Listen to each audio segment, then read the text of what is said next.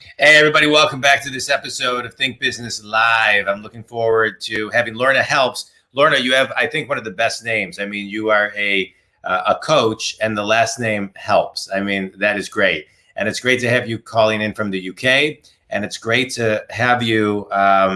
You are the CEO and founder of a company called Vibrant Thinking. And you work with people to basically create hybrid working environments. And what I love about what you do is it is so important right now, right? I mean, and you've been doing it for 3.5 years, but right now it's more relevant than ever before. You know, as a business coach, one of the things I've seen with companies all over the country, all over the world that I work with, is pre-pandemic, they were all so nervous about the words flex time, what the millennials and the Gen Zs were bringing into the workplace. The loss of control, the not knowing what to do, and then all of a sudden, COVID hits, and they are forced to do it within weeks. And now we're moving back. Some would say, as we sit here, what's the date today? May 26th, that we are in an endemic, right? As people are getting ready to go back to the office, they're creating their plans for the fall. And many of the companies, from solopreneurs to, Fortune 100 companies and everything in between, are looking at hotel models and hybrid models and part-time at the office, part-time at home. And so what a great guest to have today, Lauren. I'm so excited to talk to you. What does this hybrid normalcy look like moving forward from today? Well, so I think it means many different things to different people at the moment. And so I think it's important. So from my point of view, I think that hybrid working is ultimately, it's when the individual is able to choose on any particular day where they work based on where they know that they are going to be most productive. Mm-hmm. So that could be in the office, it could be at home, or it could be a third space, a co-working space. But the critical thing here is that it's not based on rules in terms of a certain number of days in the office. And it is based on the individual knowing where they're going to be most productive on that day, because life is different every day. Yeah. And also, you need to do, there are different bits of work that you need to do, that sometimes it's best to work in an office with buzz around you. And other times you really just need peace and quiet and a solid couple of hours to look at something. So it's about giving the individual, empowering the individual to make those choices. Yeah. Let's talk about two things. Let's talk about, well, let's start here. Let's talk about the importance of a manager giving their people a roadmap, a business plan, a roadmap, et cetera, of exactly what they need to do and what is expected of them. So there's nothing lost in translation. There's no confusion. So people know that, hey, I'm getting my work done and you can trust me. And then the managers and the owners of the business have trust. And so just talk about what that funnel needs to look like from your perspective, because I think as some people will listen to this now or later, they will say, well, that's great in philosophy to give the freedom to people to work how they want, where they can be the most productive. But I think the biggest fear is, and I think it's unwarranted if you do it right, how do I know they're doing what they're supposed to do? Yeah, and I think that's a really important point. Yeah. It's about moving to measuring output and being very clear about what the output is, what it is that you are really wanting that particular team member to be delivering, and being very specific about the timings of that, when it is expected to be done, and to what level, what level is success, as it were, and making sure that you, when talking to your team member, that they're clear about, you're not going to chase them necessarily. You're not going to be on the phone saying, have you done X, Y, and Z? But equally, if they have problems, if they have issues, if they have any roadblocks, it's that they need to pick up the phone to their manager and say, I need help. And it is I mean, this is something. Can I touch on that for 1 second, Lorna? Yeah. Because that is very easy to say. It's very easy to write in a book. It's very easy to read in a book. But the energy exchange from someone to feel comfortable calling their manager is on the shoulders of the manager to set the tone and the culture and the environment to that person actually feels comfortable calling the manager. Because I would say that's 97% of the problem. You have managers that should not be managers, don't know how to manage, are not trained to manage, were created to be managers because they were good at their jobs. And so people either say, A, I'm not going to get any value from calling my manager. B, the manager is not going to know what to say. Or C, worse, the manager is going to make me feel horrible because of X, Y, and Z. When there was nothing put into place, like you said earlier, is the measuring management, the specifics, the defining success. So talk about the responsibility, if you will, of the managers when it comes to creating the environment and the culture for that person to actually pick up the phone and call them. So again, I think this goes higher up in the organization in terms Very of high. Yeah. The organization needs to change how it measures their managers, so that managers are measured in terms of success of their team, right? Not just the output. It's really important that it's also measuring how people feel. The more soft, touchy-feely side of things, which are much more difficult to measure in a spreadsheet because it's not a target. Right. But it's really important that the company spends some time now thinking about what they want for the future. What do they want for their hybrid working to look like in the future? Because it is going to be different for every organization.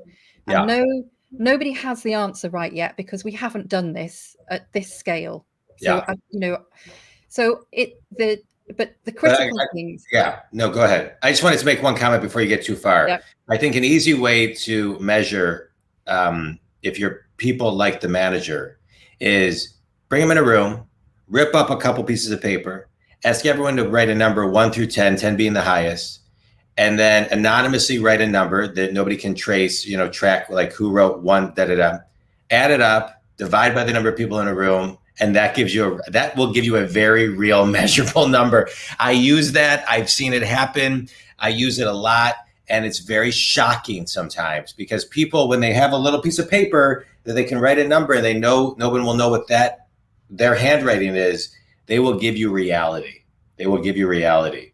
And so that is a cost-free, easy way to measure. Yeah. And that measures where you are right now. Correct. Right. But I think that's a start point, because you also then need to think about understanding, well, what is it that they're not doing? Because it will be different people and different members of the team will see different things and have different issues. So this is, one of the things that I worry about is I think organizations are seeing this as a once and done situation with hybrid working, that we just need to change when people can come into the office and when they can work at home to be more flexible, but nothing else changes. Right. And the reality is, to make this work and to ensure it's a level playing field for everybody wherever they're working, we need to change how everything within work, frankly. And so list some of those things. List some of those high level things, Lorna, that you're seeing. So it's things like meetings. We need to stop thinking of meeting as being the default communication method for everything. That we need to take a step back and say, actually, we should be reducing our meetings by 50%. Oh, amen. I talk about that all the time. I tell people, how long is your meeting? They're 45 minutes. Okay, you can probably make them 20 minutes, right? You can probably make them 25. And then here's one. Do you have an agenda for every meeting? Is there an agenda for every meeting that you prep for and send out prior to, so people can actually come mentally prepared for a meeting? Yeah. Okay, keep on going. So there's meetings. There's this thing of ownership, culture of ownership, which is instilling in people that decisions are made, that they make decisions, and this particularly for hybrid working is where they work on any day, based on the lens of what is the best thing for the company. If I owned the company, what decision would I make? Would I make the effort to go into the office today because actually I know it's pretty important? Yeah. Or is it okay that I'm working from home? And to instill that thing of ownership, again, the culture needs to be about allowing people to make mistakes. So not being overbearing, constantly on top of people to make sure that they don't make mistakes, but allowing them to make them and learn from them. Correct. Because they'll never make those mistakes again. And that the culture is always, you've made a mistake, everybody makes a mistake. What's your plan to fix it? Because again, that's empowering you as an individual to kind of go, okay, I've made a mistake, but I can see how I can rectify it. This is what we should do. And you've learned. And so that's the second thing. Thirdly, can I just say one thing also on ownership? I think one of the things that's really important on ownership is that when you leave a meeting, everybody understands what they own, right? And what the deadline is. Because a lot of times you go to these meetings and everybody leaves kind of just in generic world. And so you got to be very specific on ownerships and deadlines. Yes. And I think that is one of the other areas. I mean, essentially everything that I'm talking about is what lots of people have talked about for a long time, but it has taken the pandemic to make people realize it's possible to work in a different way. And this is the moment to reinvent work. Correct. And I think so. And the other thing is having a mindset of learning as you go and not piloting and testing everything to death and then rolling it out and imposing, but trying things and then adapting if it doesn't quite work, but adapting on the go and growing and doing it across the organization, not just in one small part where you don't necessarily see the full picture. You don't get the ideas, using your employees. They are your best assets. Yeah. They have all of the answers for this. Correct. Just so important that the organization talks to them. And listens to them. Right. Yeah. No, I couldn't agree with you more. The more the organization, I work with solopreneurs to Fortune 100 companies and everything in between. And the companies that understand the human element, right, the clearest, are the ones that get the most out of their people. And it's not about the time, not that they don't get a lot of time, but it's the ideas that they get from them.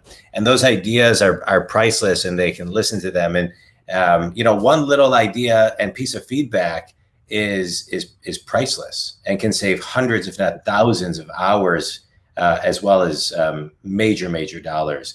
So let me ask you this. So the companies that are working with you, are they kind of define your ideal client? Are they people who are just confused and don't know how to kind of, create this, roll it out? I mean, what's your ideal client and how do you work with them, Lorna?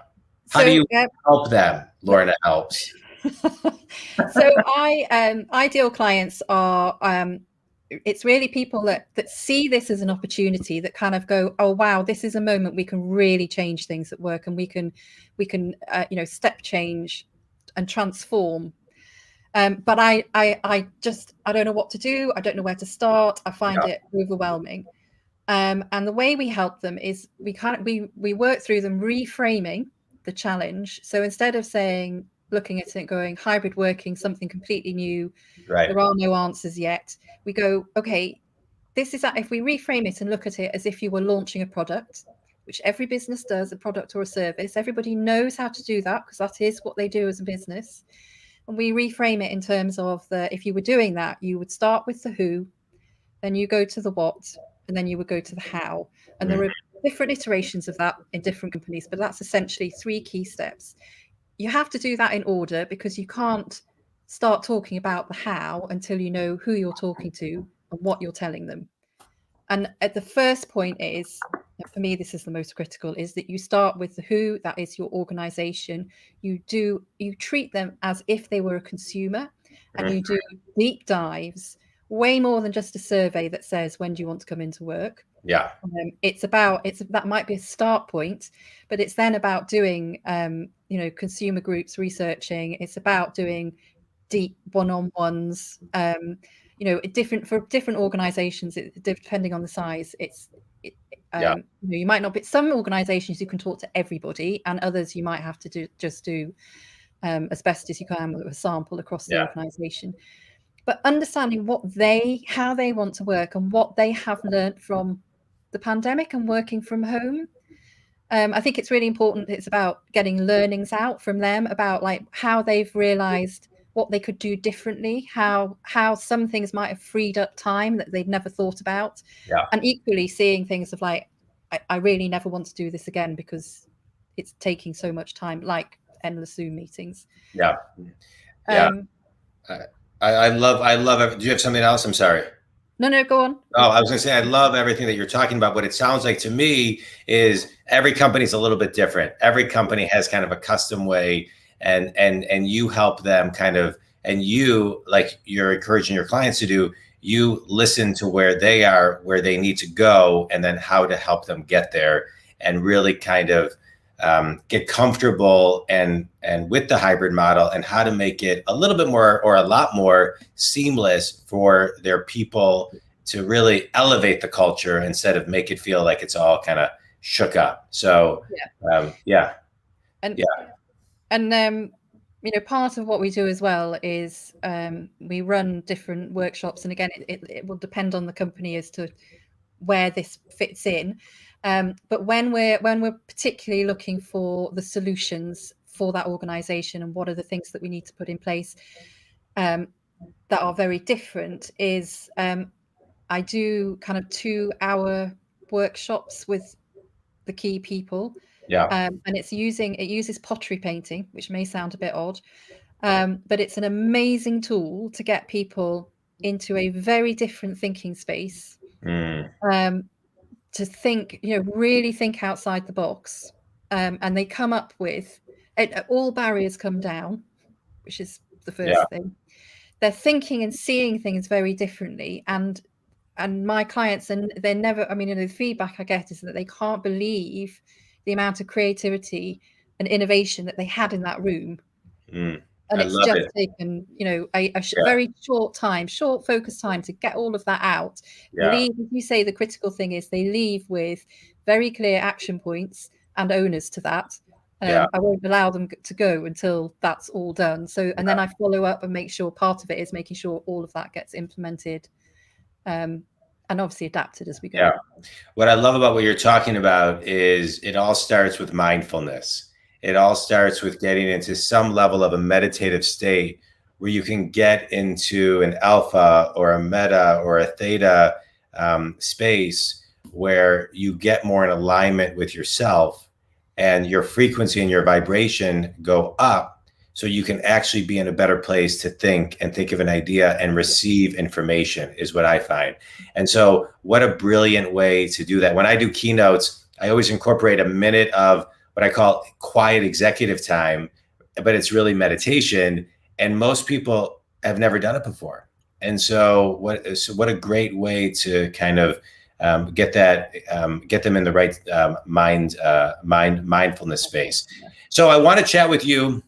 I want the 1-minute Reader's Digest version of how Lorna helps, spends almost 18 years at Procter & Gamble, studies psychology in school, and ends up being a founder and CEO of Vibrant Thinking. Give me the 1-minute Reader's Digest version for the Think community. Okay, so roller coaster of a ride with P&G, understanding that there were parts of the job I loved, and how incredible and what a great feeling that was when I was on a high doing work that I loved, but also massive lows and time off for stress, which ultimately led me to thinking, when I had my daughter, I actually needed to leave, and I cannot tell you other than something kept telling me to look at pottery painting, which I had never done before then. And I went on a course thinking I've got nothing to lose, to learn how to do it as a business. And I spent 2 days thinking, this is incredible, because we were talked at in a dark room for 12 hours a day.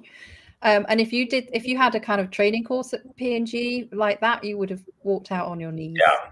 This gave me so much energy and had me thinking differently. I was like, wow, this is something I need to take to as many people as possible. And that's essentially how it started.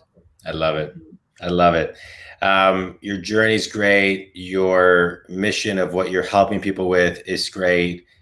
What I love is that you didn't start Vibrant thinking, teaching people how to do hybrid, out of the pandemic. It's been part of something that you're doing. And now the market has basically needs you more than ever. Quick speed round for you, Lorna. You ready? Okay. Yes. Finish this sentence. One thing everybody needs to do to be more mindful today is do something different. Do something crafty. Best piece of wisdom you've ever received. Just do it and don't think about it. It's a good one. I love that one. Favorite book and why? Oh my God. Wild Swans. It was an insight into China that was just, I still can't get my head around that was happening in my lifetime. Define yourself in one word. Creative. Finish this sentence. One thing everyone needs to do in business to be a more effective leader is? Trust. Amen to that. Fast forward 100 years, what do you want your legacy to be? That work is the place where people get their energy from, not where it drains their energy. Beautiful. Tell everybody again your ideal client and how they can connect with you, Lorna. So my ideal client is anybody that is thinking, hybrid working is a huge opportunity for us, for the business, to increase productivity, but just doesn't know where to start. And they can connect with me on LinkedIn. Lorna Helps. I love it. Lorna, I appreciate you taking time to be on the show today. I have a couple final thoughts. I just want to kind of recap a couple of the things that you talked about. Thinking outside the box and the importance of that, and getting into a creative space, whether it's pottery, a walk in nature, whatever it is, painting, drawing, something creative. Do what you need to do to get to think out of the box. Listen to your people. That's where you can get the best learning from. Ownership, measurable outputs, be specific, define success, be accessible, and most of all, create an environment of trust and adapt in today's world. We must adapt in today's world. I think, Lorna, courage is something that is needed to the next level when it comes to leadership. Courage, as you were saying, and I agree, to trust, courage to evolve this new hybrid normalcy, courage to try new things and pivot in real time, courage to not wait for perfection, and courage to ask your people and just be human, and just try some things, and never be the smartest person in the room is what I'm kind of feeling too for people, because this is hard stuff and you want to keep your culture intact, and it's so important. Any final thoughts, Lorna? No, I love what you said about being human. I think there's so much of this is just about being human. And if we can remember that, it'll go a long way. We can go a long way. I love it. Think community, if Lorna can help you, Lorna Helps on LinkedIn. She's in the UK, but she does business, I think, all over the world. Yeah. And so if you're looking to grow and figure out how to be more effective in your hybrid models, Lorna Helps can help you. Other helping resources on my website, johndwoskin.com. You can download my book and my ebook for free. They're great resources, and they're free. All right, Lorna, I appreciate you very much. Think community, thanks for reaching out. If Lorna can help you, please reach out to her. Thanks, everybody. Thanks, Lorna. Thank you.